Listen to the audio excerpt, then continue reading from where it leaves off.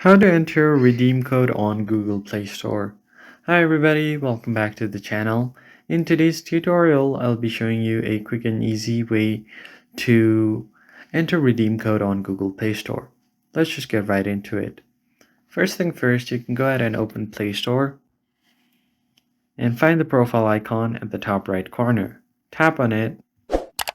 Then at the bottom, you can easily find payments and subscription method. You can head over there. Once on the payment and subscriptions page, you find different options here. First, go to payment methods at the very top, and it's going to take you to this page. Here you can find your payment method if you've added any card, if you've added PayPal or anything like that. And right below you can find redeem code. Tap on it and you can easily enter your redeem code, whether it's a gift card, promotional code, or anything else.